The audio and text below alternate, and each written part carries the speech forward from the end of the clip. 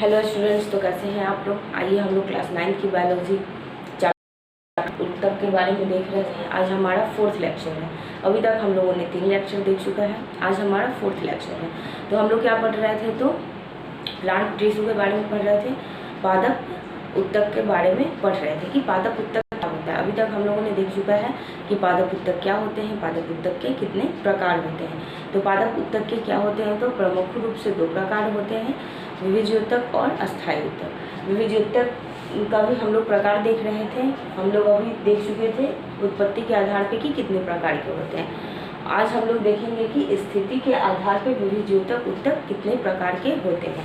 तो आइए हम लोग देखते हैं। तो जैसा कि यहाँ पे देख रहे हैं कि एक डायग्राम बनाया गया है, यह पौधे के तने का डायग्राम है।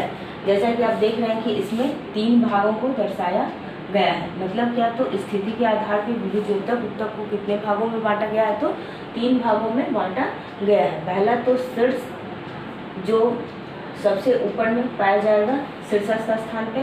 दूसरा क्या है, तो पार्श्वस्थ स्थान पे। और तीसरा क्या है, तो अंतवर्षी स्थान पे। ठीक है, तो ये जो शीर्ष पे है, मतलब क्या, तो तने के शीर्ष पे होगा, शीर्षस्थ है तो शीर्ष पे ही होगा।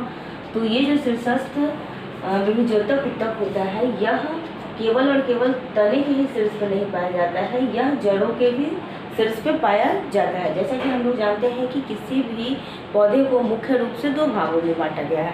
पहला तो वह जो कि मिट्टी से ऊपर रहता है, जिसे हम लोग शूट कहते हैं, और दूसरा क्या, जो मिट्टी से नीचे होता है, जिसे हम लोग रूट कहते हैं, जड़ कहते हैं। ठीक है, तो ये जो शीर्षस्थ विविज्योतक उत्तक है, यह तने के शीर्ष पे पाया जाता है और जड़ों के भी शीर्ष पे ये जड़ है। कुछ इस प्रकार से मिट्टी के नीचे जड़ होगा, तो इसके भी यह शीर्ष पे पाया जाएगा। कौन सा विविज्योतक उत्तक, शीर्षस्थ विविज्योतक उत्तक। यह शीर्ष पे पाया जाएगा और क्या करेगा, तो तने और जड़ दोनों की लंबाई बढ़ाने में क्या होगा, यह सहायक होगा। ठीक है ना। तो यह जो है, जो क्या होता है, तो कहाँ होता है, तो पौधे के तने एवं जड़ के शीर्ष भाग में होता है। ठीक है, और शीर्ष भाग में है तो यह क्या करेगा, तो लंबाई के भी जो है सो बढ़ाने में क्या करता है, यह मदद करता है, लंबाई वृद्धि करता है। तीसरा, यह किससे बना होता है, तो यह उत्तक प्राथमिक विविज्योतक उत्तक से बना होता है। ठीक है, और इसकी कोशिकाएं क्या करती हैं, तो अस्थायी उत्तक बनाने में सहायक होती हैं। किसकी, शीर्षस्थ विविज्योतक उत्तक की जो कोशिकाएं होंगी वो अस्थायी उत्तक बनाने में सहायक होंगी। ठीक है, तो शीर्षस्थ हम लोग देख चुके हैं। अब दूसरा हम लोग देखेंगे अंतवर्षी विविज्योतक उत्तक क्या होता है। ठीक है, तो तना में क्या होता है, गांठ होता है थोड़ी थोड़ी दूरी पे। आप लोग ध्यान से देखेंगे तो तने के थोड़ी थोड़ी दूरी पे कुछ इस प्रकार से गांठ नजर आएगा। ठीक है, तो ये कहाँ होता है, तो पौधे के गांठों के पास होता है और ये क्या करता है, तो नई पत्ती और नई शाखाओं के निर्माण में सहायक होता है। ठीक है, यह पेड़ पौधे में नई पत्तियां निकले, नई शाखाएं निकले, उसके लिए क्या होता है, तो यह शाखा और पत्ती के निर्माण में सहायक होता है। और ये जो है सो कुछ इस प्रकार से पूरे तना में या पौधा में उपस्थित होता है। ठीक है, तीसरा है पार्श्वस्थ विविज्योतक उत्तक। ठीक है, अब ये जो पार्श्वस्थ विविज्योतक उत्तक होता है, जो कि पार्श्व स्थान पे पाया जाएगा कुछ इस प्रकार से, जो कि आप देख रहे हैं यहाँ डायग्राम में।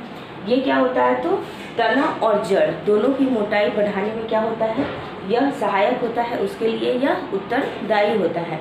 और इसके द्वारा क्या होता है, तो संवहन उत्तक का भी निर्माण होता है। संवहन जान ही रहे हैं कि क्या होता है पेड़ पौधे में, तो जल का, भोजन का जो संवहन होगा। ठीक है, उसके उत्तक बनाने में भी ये क्या होता है, तो सहायक होता है। कौन, तो पार्श्वस्थ विविज्योतक उत्तक। ठीक है, और ये जो संवहन उत्तक बनता है, यह हर वर्ष बनता है। हर वर्ष जो है सो नया जो है सो संवहन उत्तक बनता है और वो क्या करता है, तो पुराने वाले संवहन उत्तक का स्थान लेता है। ठीक है, और हर वर्ष संवहन उत्तक बनने के कारण पौधे में क्या बनता है, तो वार्षिक वलय की जो है सो निर्माण होता है। और हम लोग पौधे की आयु का पता इसी वार्षिक वलय को काउंट करके गिनकर भी लगा सकते हैं कि पौधा या फिर कोई भी पेड़ कितने वर्ष का है, कितने वर्ष पुराना है। ठीक है, तो हम लोगों ने क्या देखा, तो स्थिति के आधार पर विविज्योतक उत्तक को कितने भागों में बांटा गया है। तो इन्हें मुख्य रूप से 3 भागों में बांटा गया है, शीर्ष, पार्श्व और अंतवर्षी। ठीक है, और तीनों का हम लोगों ने एक्सप्लेनेशन भी देखा। तो आज के लिए इतना ही। Thank you.